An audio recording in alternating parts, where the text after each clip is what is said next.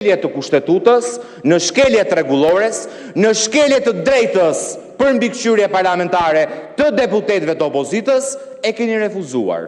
Dhe t'i jepni mundësinë grupit parlamentar të Partisë Demokratike, sepse nuk është dakord me këto që shkruani ju këtu, të jap argumentat e veta, sepse nuk bie dakord me refuzimin që ka bërë kryetari i Kuvendit. Dhe ja ku jam këtu, po e them publikisht edhe për seancën plenare, të 3 kërkesat e fundit që keni refuzuar për interpelancë, ne do t'i dërgojmë në gjykatën kushtetuese për konflikt kompetencash, sepse zotrote siç ta ka thënë gjykata kushtetuese në vendimin e vetëm para pak ditëve, në tejkalim flagrant të kushtetutës, ke marrë përsipër të azgjesosh mbikëqyrjen parlamentare, të azgjesosh të drejtat e opozitës në këtë kuvend, të azgjesosh parlamentarizmin dhe demokracinë, dhe është përgjegjësi e juaja direkte.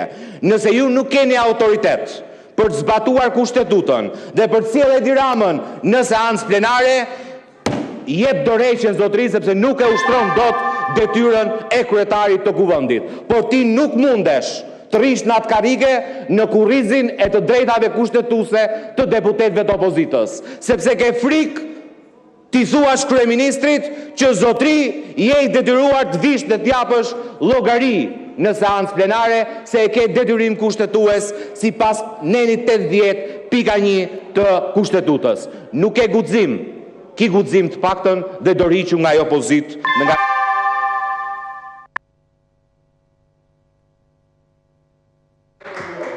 Së pari, tonaliteti nuk ju bën të keni të drejtë, edhe e thëna me ton dhe shkundja e një letre në dorë përsëri nuk ju jep ju të drejtë.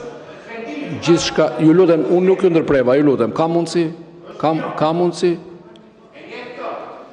Atë që e njoh se më ke qelluar ti me librin e kushtetutës në ditën e parë dhe unë e kapa në ajër dhe pastaj e lexova. Atë kushtetutë përdor, atë që më qelluat ju. E kapa në ajër se ishte kushtetuta e Republikës së Shqipërisë.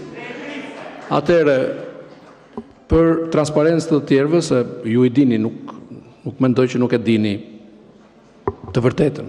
E vërteta është që 26 interpelanca që kanë qenë padyshim brenda drejtës tuaj edhe konform rregullores, kustetutës, ligjit, janë pranuar dhe janë zhvilluar dhe do zhvillohen të gjitha interpelancat, të gjitha interpelancat që do të jenë konform ligjit, sepse nuk është diskrecioni i kryetarit të kuvendit, por është e drejta e çdo deputeti apo grupi parlamentar. E para, e dyta.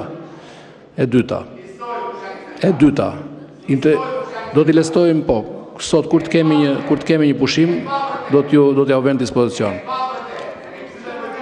E dyta, i gjeni dhe të raporti ju kam quar me shkrim.